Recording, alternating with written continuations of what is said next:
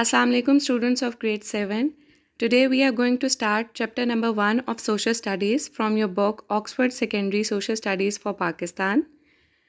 So for the better understanding of this chapter, you should open up your books and mark the key points, objectives, important things on the book. And during the video, the questions that are mentioned, try to find out the answer within the text. So let's start chapter number 1. The name of the chapter number 1 is Geography of the Muslim World. Before starting it, we know that we divide social studies into two main parts, that is geography and history. So here the name suggests that we are going to study the geography part, particularly of the Muslim world. So let's find out what is geography and what do we understand by the word Muslim world. Geography is the study of earth. So particularly when we say that we are going to study about earth, we are going to study about the Muslim world.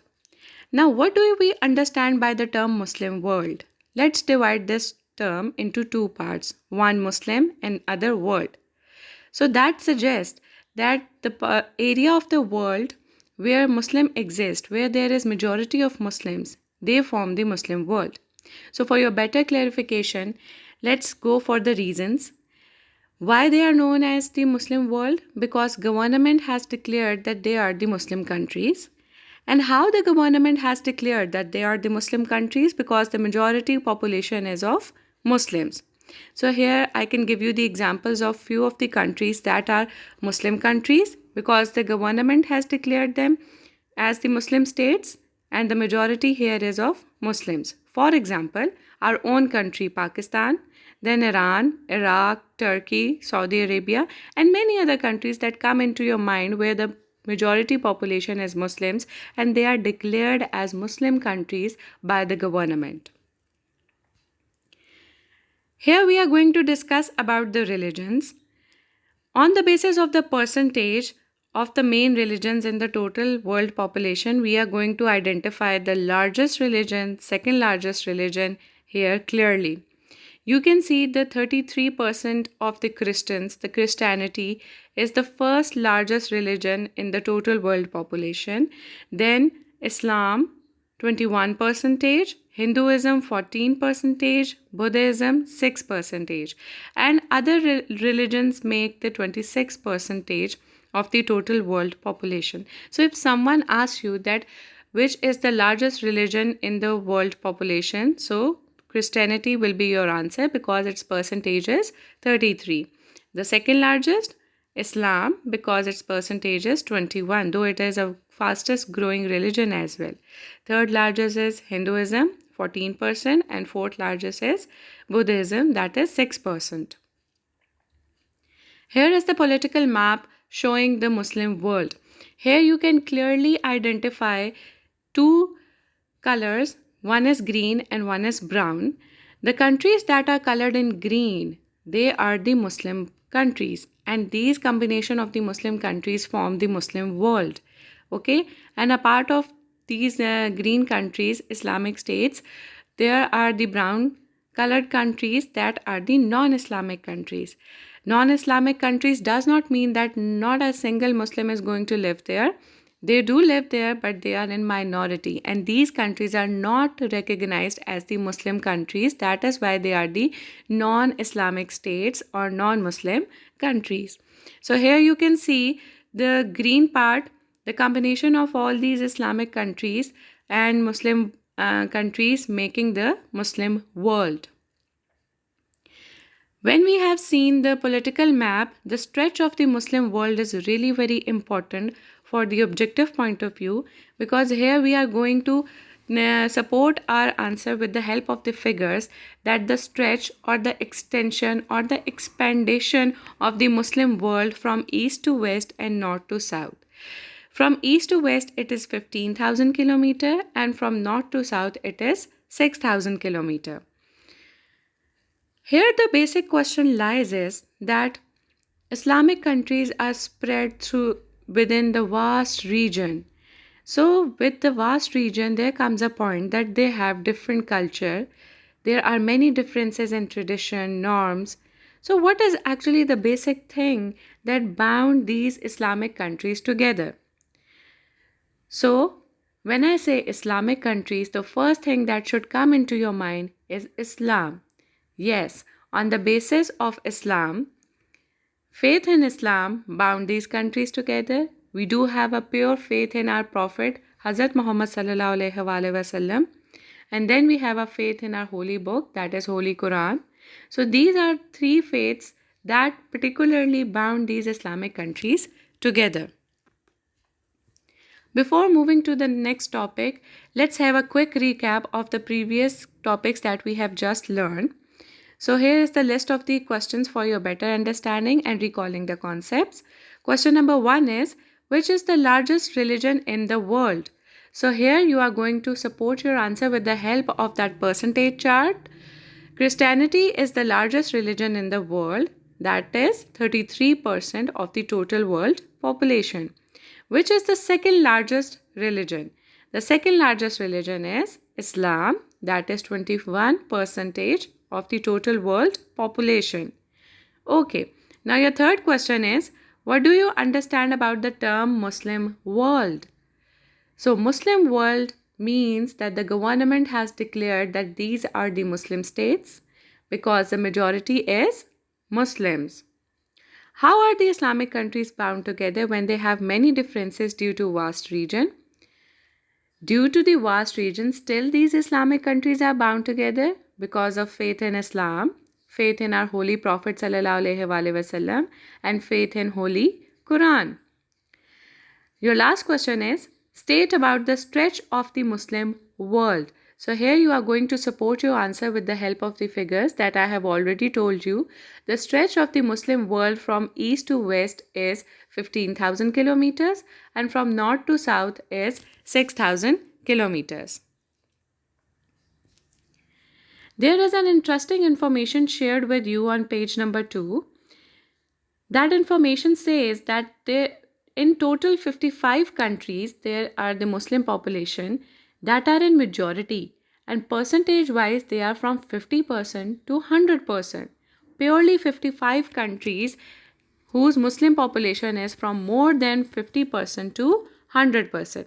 And overall, when we see that in the world Muslims exist on each and every part of the world, either they are in the part of majority or they are the part of minority. So when we say about the minority countries, overall Muslims form 1% to 36% of the population in all other countries. In all other countries mean in all other those states that are non-Islamic states.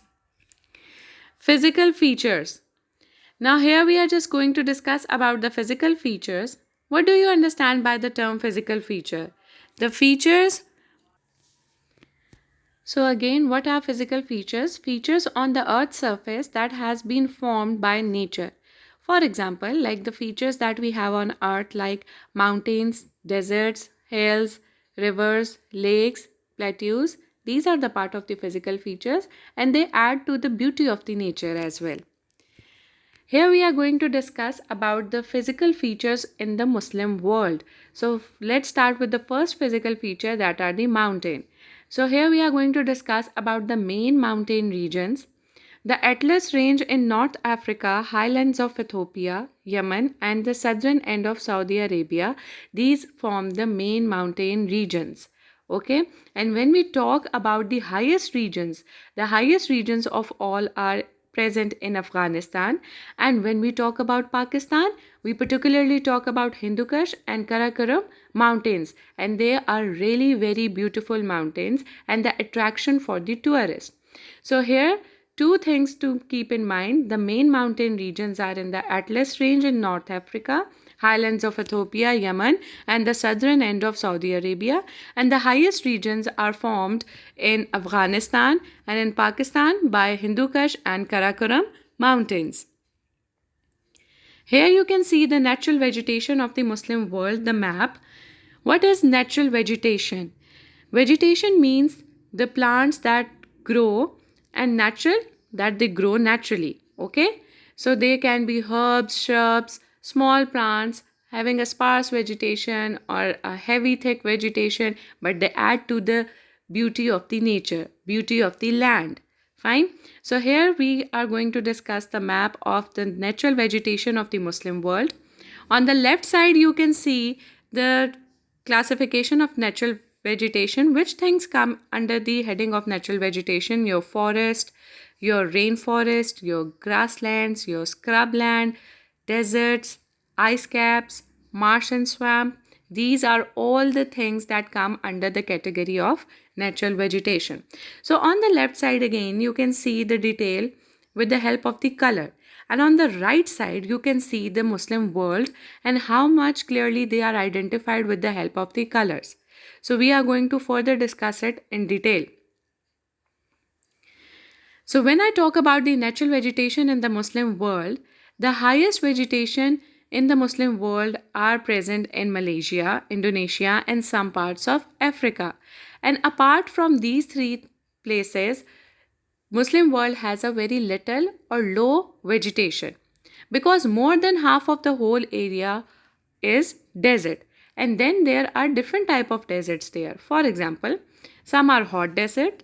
What do we understand by the term hot desert? Hot desert means that the temperature is of course extremely hot there with the sparse vegetation. Sparse means very little vegetation. Some are temperate desert. Temperate desert are found in the temperate region. And what do we understand with that word temperate? That the weather or the temperature there is very much cold. And again with the sparse vegetation. Sparse vegetation means again little vegetation. The common thing between hot desert and temperate desert is that is the speciality of the desert that they receive the minimum amount of the annual rainfall. Some of the area is semi-desert. Now here the word semi means half desert. Why it is half deserts? Let's read the definition. An arid area that has some characteristics of the desert but has greater annual rainfall. Now here semi-desert is how different from the hot desert and temperate desert, because both those deserts receive the minimum amount of the annual rainfall, but semi-desert receive the greater amount of the annual rainfall. Then some of the area is the scrubland, the area that has the rough and tough shrubs, mixed herbs, and consisting of the low herbs. So again, the scrub area is the area with the scrub vegetation, rough vegetation consisting of low shrubs mixed with grasses or herbs. So for your better understanding, here are the pictures. You can betterly understand with the help of these pictures. In the first two pictures, you can see there is hot desert and cold desert. The similarity is that they have a sparse vegetation. You can see a very little vegetation on clear distances, and they receive the minimal amount of the annual rainfall. So on the third picture, you can see the semi-desert. There is good amount of the vegetation because they receive the maximum amount of the or the greater amount of the annual rainfall. Here you can see the scrubland. The scrubland has the rough land, the rough vegetation with shrubs and low grasses mixed with the herbs. Again, here is the list of the questions for your better understanding. Let's recall the previously concepts that we have just learned. Okay, your question number 6 is, what do you understand by the term physical features? So, physical feature mean that the natural physical features that appear on the earth's surface, they are known as the physical features. We have read the examples as well. For example, mountains, deserts, plains, plateaus, hills. These are the examples of the physical features. Your next question is, what are the main mountain ranges in the Muslim world? So, here you are going to discuss about the main mountain range in the Muslim world. The main mountain ranges in the Muslim world are the Atlas Range in North Africa, the highlands of Ethiopia, Yemen, and southern end of Saudi Arabia. And then your next question is, what do you know about the highest regions of the Muslim countries? So here we have clearly identified and studied about the two Muslim countries that have the highest regions. One was Afghanistan and one is Pakistan, and in Pakistan particularly Hindu Kush and Karakoram mountains form the highest region of Pakistan. Okay. unless the Muslim countries which have high vegetation. So we have read about the three main Muslim countries that have the highest vegetation. One was Indonesia, Malaysia, and then some parts of Africa. Your next question is, what type of deserts are found in the Muslim world? Briefly explain them. Okay? Let me repeat the question. What type of deserts are found in the Muslim world? Briefly explain them. So here we have discussed about the three main types of the deserts and then one land, that is scrubland. Okay. So the different types of the desert that are in the Muslim world are the hot desert, temperate desert, and semi-desert, and some of the areas are the scrubland, and the definitions we have discussed in detail previously. Moving forward, let's discover about the desert areas, their specialities. The speciality of the desert area is that the tough plants grow there. By tough plants, I mean the plants that can survive the harsh climate or harsh conditions of the desert. For example, cactus. Okay. Now, what is the benefit of these tough plants? They serve as a good source of food for the hardiest sheep and goats kept by the nomadic or semi-nomadic people. So now here the term nomadic or semi-nomadic people, what do you understand by this? People who wander, who move from one place to another with their flocks and herds in search of food. Okay, so these people are known as the nomadic or semi-nomadic people. So the tough plants that grow in the desert area serve as a good source of the food for the hardiest sheep and goats that are kept by whom? That are kept by nomadic or semi-nomadic people. As we know that forests are also the part of the natural vegetation, here we are going to discuss about the tropical rainforest. Before explaining you the tropical rainforest, let's find it out where they are found in the Muslim world. The considerable amount of, or you can say the considerable areas of the tropical rainforest are found in Central Africa and Southeast Asia. And in the first picture, you can see the picture of the tropical rainforest. You can see how much lush, green, colorful it is, right? It's looking fresh. So when it is lush and green, so it produces the huge amount of timber that is used for making furniture and many other goods. And it is the huge source from where the rubber is produced. The rubber plants are there. And it is a good source for the tropical fruits. In the second picture, you can see the tropical fruits. More or less, many of them we consume it as well. So that is actually the beauty of the tropical rainforest, that they produces the huge amount of the timber, rubber, and tropical fruits. And where they are found? They are found in the Central Africa and Southeast Asia. Now let us discuss about the production of good farm crops. As we know that majority of the Muslim countries are good in agriculture. They are the agricultural countries. And when I say agricultural countries, that means that they produce good amount of the crops. And what could be the basic source for the production of the good amount of the crops? Water, of course. Valleys of the great rivers we are going to discuss here. For example, the Nile, Tigris, Euphrates, and Indus. These are the sources through which the good farm crops are being produced. Now, what is the reason behind? Because the soil is very much fertile and the plenty amount of the water is available there, that in return produces the good amount of food crop. After this, here is an activity for you. This is an interesting activity. In which countries these great rivers flow? Now, what you need to do is that we have read about the Nile, Tigris, Euphrates, and Indus. You are going to identify that in which countries these great rivers flow, and you can take the help from the atlas. Just open the world map, particularly the area of the Muslim world, identify it, and with the help of the key that is used for the rivers, identify the countries where these rivers flow. Or you can take the help from Google and Wikipedia. In this way, you will learn the names of the great rivers and you will learn the name of the countries in which these rivers flow. So here again, let's have a quick recap of the previously taught concepts that we have just read. And let's start with the question number 11. What type of plants grow in deserts? So we have discussed that the tough plants grow in the deserts that can survive the harsh conditions, for example, like cactus. Question number 12. State the importance of the tough plants. Yes, the importance. Why they are important? They are important because they serve as a good source of food for the hardiest sheep and goats that are kept by the nomadic or semi nomadic people. Where are the tropical rainforests found? So, here you are just going to tell that in which parts the tropical forest is found. It is found in some parts of the Central Africa and Southeast Asia. And list the importance of tropical rainforest. If someone asks you why tropical rainforests are important, so your answer will be because they are the huge source of timber through which we can produce furniture. They are the good source of rubber and a good source for the tropical fruits which we consume.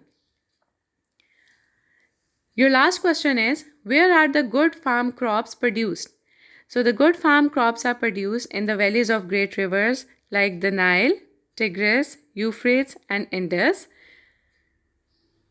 So let's start the exercise question. But before starting the exercise question, open up your page number 3 so I can read the question from there and you can listen to it carefully. Let's start question number 1. Question number 1 is, look at the world map in your atlas. Although there are Muslims in every country of the world, there are no Islamic states in 3 continents. Can you name them? So now for your help, I have given you the picture of the world map from your atlas. First of all, you are going to identify the continents where there are the Muslim countries, and then the continents there are no Muslim countries.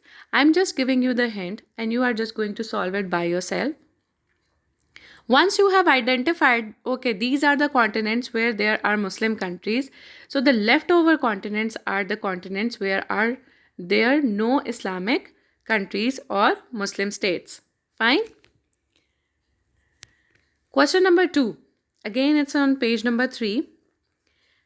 Question number 2 says, there is a tiny state in southern Europe where 70% of the population of 3 million are of Muslim origin, though only about 20% practice the religion.